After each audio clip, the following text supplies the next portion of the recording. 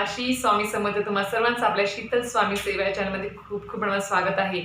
तर हे बघा, खूप जणांना जे गुरुचरित्र पारायण करायची खूप म्हणजे मनापासून इच्छा असते. खूप मनापासून इच्छा असते, पण काही कारणास्तव त्यांना ते जमत नाही. आणि आता तर अधिक श्रावण मास सुरू झालेला आहे आणि त्यातल्या त्यात आता 16 ऑगस्ट नंतर आपला जो निज श्रावण आहे, जो आपला मेन श्रावण म्हणतो आपण, महादेवांची पूजा अर्चा करण्याचा, उपवास करण्याचा तो महिना सुरू होणार आहे. तर आता या महिना म्हणजे मागे एका कमेंट बॉक्समध्ये एका ताईंनी मला प्रश्न केला होता की गुरुचरित्राचं पारायण मी अधिक श्रावण महिन्यामध्ये करू शकते का? आता अधिक श्रावण चालू आहे, तर त्याच्यामध्ये आम्ही गुरुचरित्राचं पारायण करू शकतो का? त्याचबरोबर येणारा श्रावण महिना, त्यामध्ये देखील तुम्ही गुरुचरित्राचं पारायण करू शकता.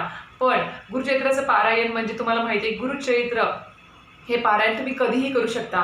कसं आहे, असं म्हटलेलंच आहे, ओवीच आहे की अंतकरण असता पवित्र सदाकाळ वाचावे गुरुचरित्र असं आहे. त्यामुळे कुठलाही दिवस हा पवित्रच आहे. कधी पवित्र आहे? ज्या वेळेस तुमच्या मनापासून श्रद्धेने तुमची इच्छा झालेली आहे आणि तुमचं मन पवित्र आहे, त्यावेळेसपासून तुम्ही गुरुचरित्र पारायणाला सुरुवात करू शकता. आणि त्याचबरोबर तुम्ही गुरुवार हा दत्तांचा वार आहे, या दिवशी देखील तुम्ही गुरुचरित्राचं पारायण सुरू करू शकता.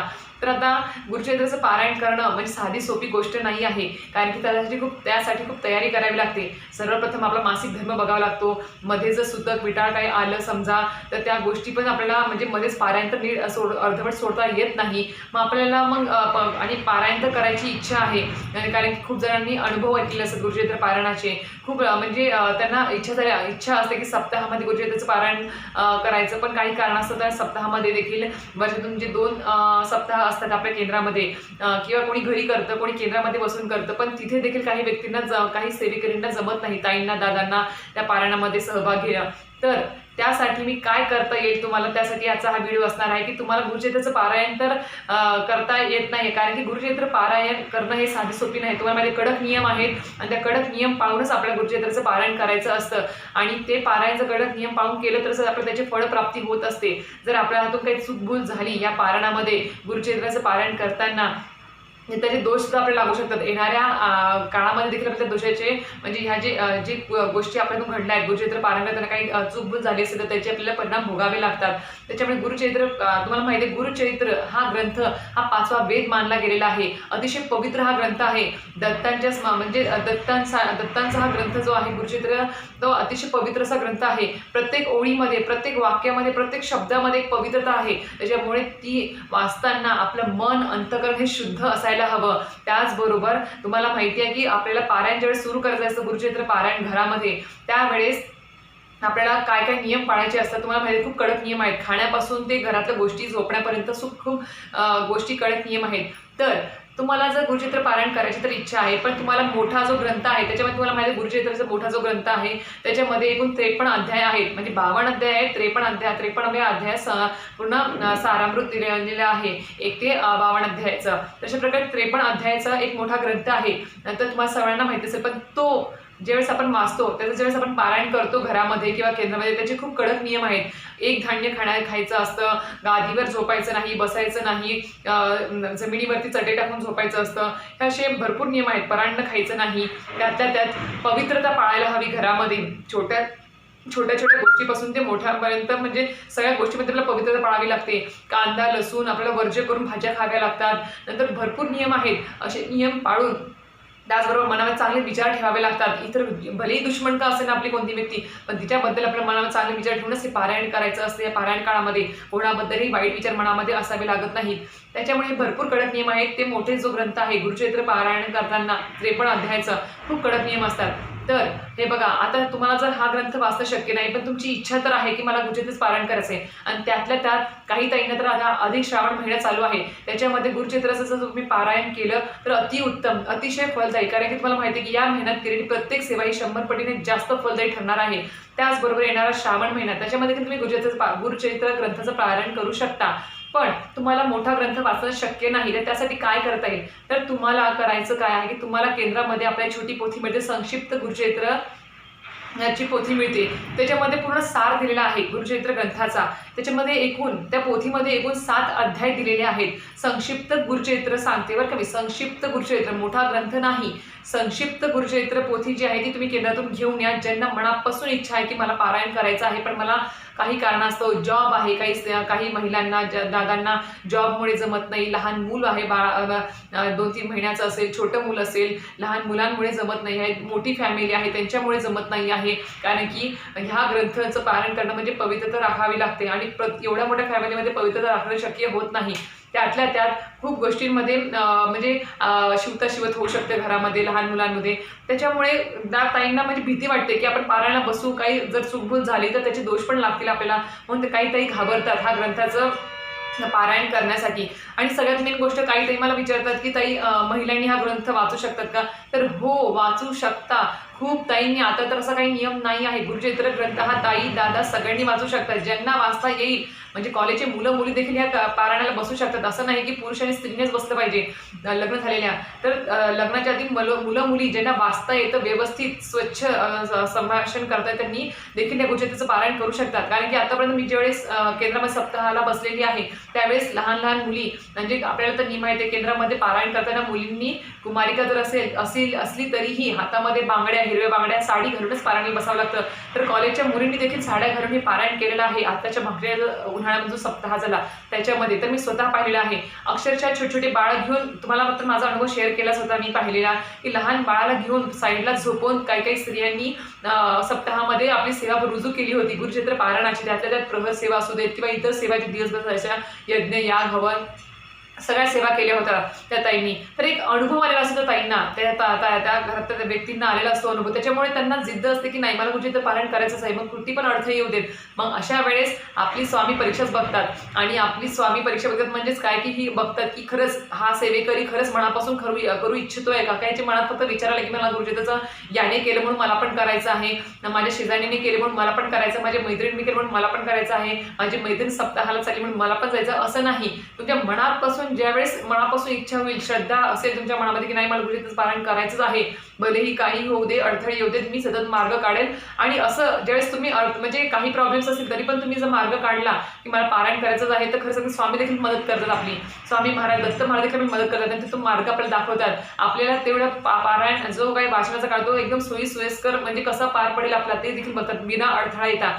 त्यासाठीच आपल्याला गुरुचरित्र पारायण करायच्या अगोदर स्वामींना विनंती करण्यासाठी, प्रार्थना करण्यासाठी नारळ, अखंड साखर आणि अगरबत्ती ठेवायची असते स्वामींसमोर, की आमचा जो पारायण आम्ही चालू करणार आहे गुरुचरित्राचा, तर तो विना अडथळा, कुठलाही सुतक विटाळ न येता, कुठली अडचण न येता आमचं 7 दिवसाचं पारायण पूर्ण होते. असंही मोठ्या ग्रंथासाठी असतं. तर तुम्हाला मी सांगितल्याप्रमाणे, तर की तुम्ही जर मोठ्या ग्रंथाचं पारायण तुम्हाला होत नाही आहे, काही कारणास्तव, जॉब, लहान मुलं, मोठी फॅमिली आहे, काही कारणामुळे म्हणजे तेवढ्या वेळ बसणं होऊ शक्य नाही, काही ज्येष्ठ सेवेकरी आहेत त्यांना बसणं त्यावेळेस तेवढं शक्य नाही, पण करायची तर खूप इच्छा आहे. गुरुचरित्र दत्तांची सेवा करण्याची खूप इच्छा आहे, स्वामींची सेवा करायची खूप इच्छा आहे, गुरुचरित्र पारायण करायची खूप इच्छा आहे, तर त्यांनी संक्षिप्त गुरुचरित्र पोथी घेऊन या केंद्रामधून, तुम्हाला जिथे अवेलेबल असते तिथून घेऊन या आणि ह्याचं पारायण तुम्ही सुरू करा. या संक्षिप्त गुरुचरित्रामध्ये एकूण 7 अध्याय दिलेले आहेत. हे बघा, जास्त वेळ नाही लागणार, पाऊण तास किंवा 1 तास कुठेच नाही. जर तुम्हाला फास्टमध्ये वाचता येत असेल, तुमच्या वाचनामध्ये असेल ती जी भाषा आहे त्या गुरुचरित्र ग्रंथाची, तर तुमचं लवकर होईल. जास्त नाही, 1 तासभर किंवा 25-30 मिनिटं 35 मिनिटांमध्ये होऊन जाईल. कसंही जेवढा वेळ लागणार नाही. पण जर तुम्ही पहिल्यांदा वाचत आहात, ती भाषा तुमच्या अंगवळणी नसेल तर तुम्हाला थोडा वेळ पण लागू शकतो. पण तो जो वेळ आहे त्या वेळामध्ये तुम्हाला काय करायचं आहे, समजा तुम्हाला आता संकल्पयुक्त करायचं आहे, तुम्हाला जर 7 अध्यायाचं जी संक्षिप्त गुरुचरित्राची पोथी आहे ती तुम्हाला संकल्पयुक्त त्याचं पारायण करायचं आहे. समजा तुम्हाला 7 दिवसाचं पारायण करायचं आहे, कोणी 11 दिवसाचं करेल, म्हणजे एका बैठकीमध्ये 7 अध्याय पूर्ण वाचून उठणार. असं जर तुम्हाला रोज म्हणजे एक पाठ पूर्ण तुम्हाला असं करायचं असेल, 7 दिवस नंतर 11 दिवस किंवा 21 दिवस, असं तुमची मनापासून इच्छा असेल, किंवा अधिक महिना चालू आहे, अधिक महिनाभर, नंतर श्रावण येणार आहे, श्रावण महिनाभर तुम्हाला करायची इच्छा असेल तर तुम्ही संकल्पयुक्त करू शकता. जर तुमची काही इच्छा असेल तर संकल्पयुक्त तुम्ही ही सेवा करू शकता. पण तुमची काही इच्छा नाही, फक्त अधिक महिना आहे, मला मनापासून फक्त गुरुचरित्राचं पारायण करायची इच्छा आहे या काळामध्ये, पण मला तेवढा वेळ नाही आहे, जॉबमुळे किंवा इतर गोष्टींमुळे मला वेळ नाही आहे तेवढा वेळ बसणं, ते नियम पाळणं, कडक नियम पाळणं शक्य नाही आहे, तर तुम्ही संक्षिप्त गुरुचरित्र पोथी घेऊन या. आणि आज गुरुवार आहे, सगळ्यांना माहितीच असेल की आज गुरुवार दत्तांचा वार आहे. आजपासून देखील तुम्ही ही संक्षिप्त गुरुचरित्र जे आहे ग्रंथ त्याचे पठण तुम्ही सुरू करू शकता. आज तुम्ही संकल्प करता, संकल्पयुक्त करा, पण संकल्पयुक्त केल्यावरती तुम्हाला सांगते नियम पाळावे लागतील घरामध्ये.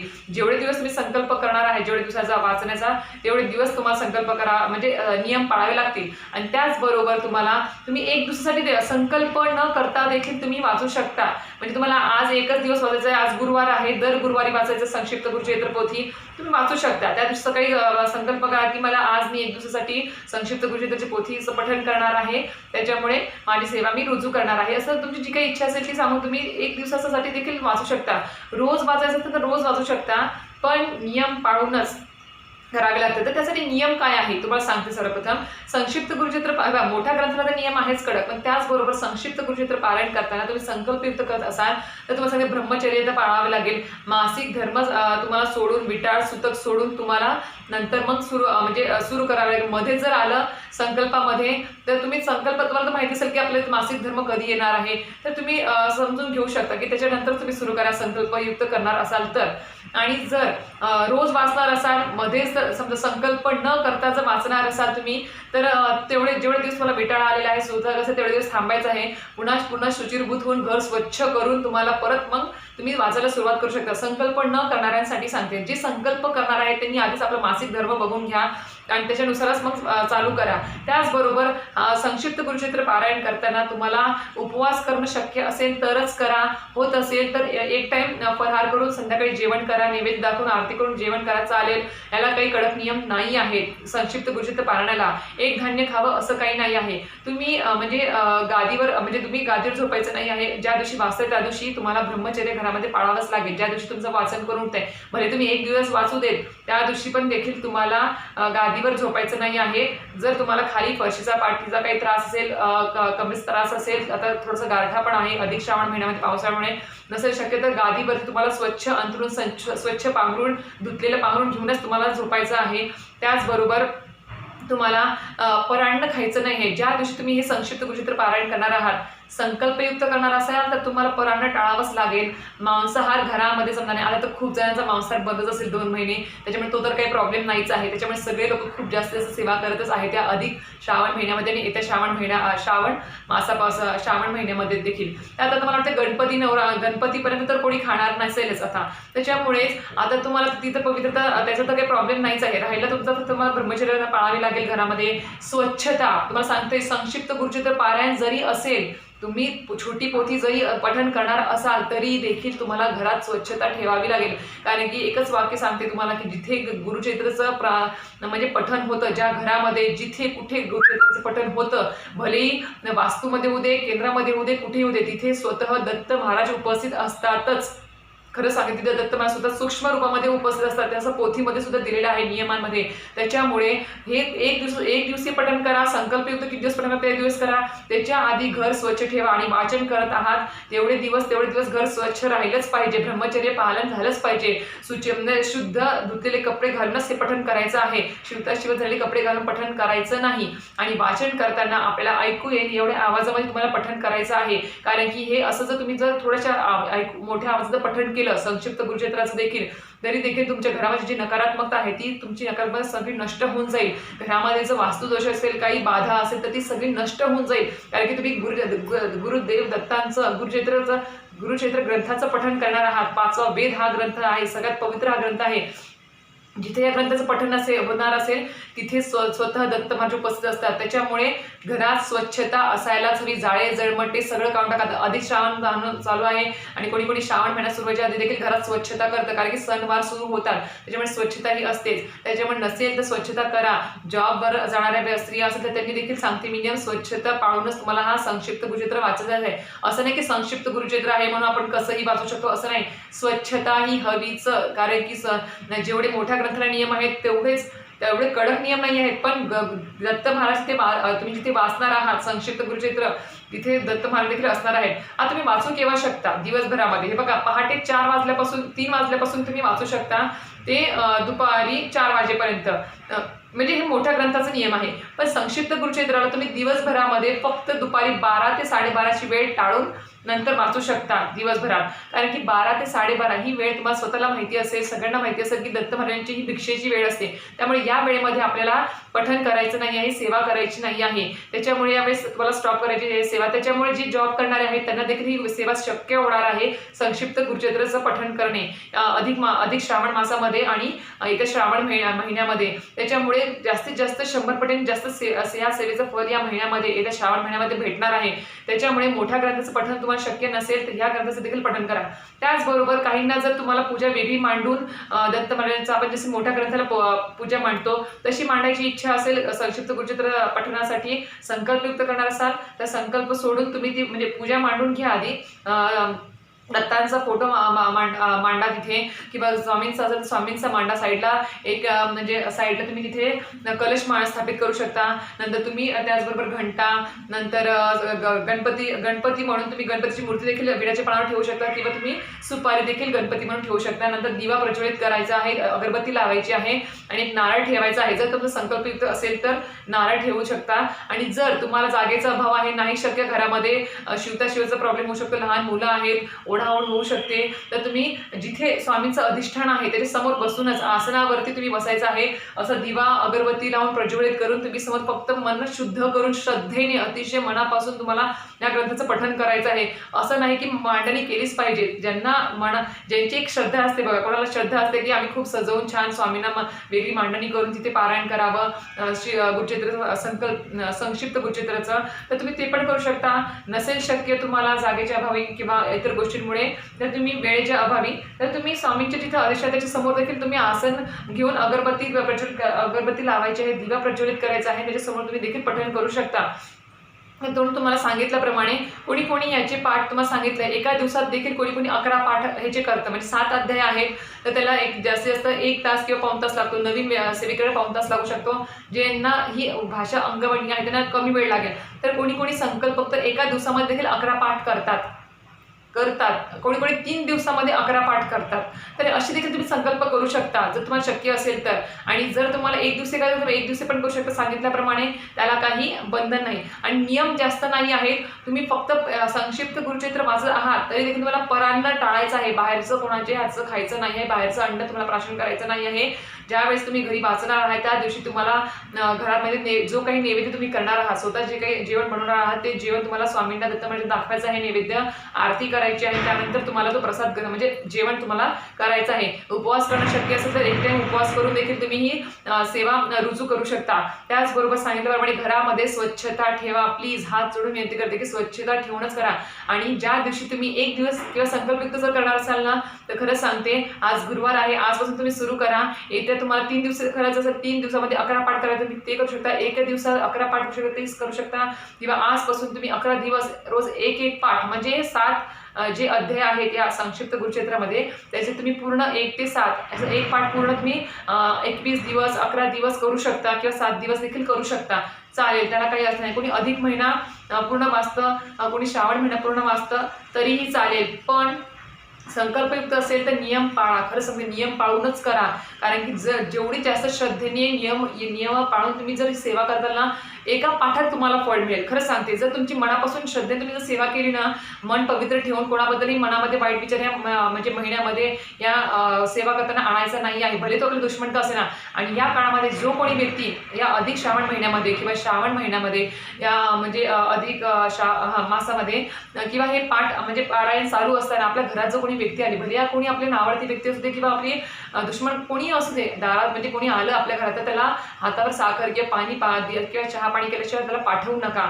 असं कारण की आपल्याला या दिवसामध्ये मन निर्मळ ठेवायचं आहे, पवित्र ठेवायचं आहे. कोणाबद्दलही वाईट विचार मनामध्ये आणायचे नाही. तर आपण इकडे वाचतो आहे मनामध्ये ह्याचं वाईट होऊ दे, त्याचं वाईट होऊ दे, ह्याच्याबद्दल वाईट विचार कर, ह्याचा छळ कर, त्याच्याबद्दल काही गाड्या कर, असं करू नका. कारण असं केलं की त्याचे फळाचे तुम्हाला दुष्परिणाम तुम्हालाच भोगावे लागतील ह्या सगळ्या गोष्टींचे. त्याच्यामुळे मन पवित्र, अजून पण सांगते अंतकरण असता पवित्र सदाकाळ वासावे गुरुचरित्र. त्याला कुठलाही दिवसाचा नियम नाही आहे.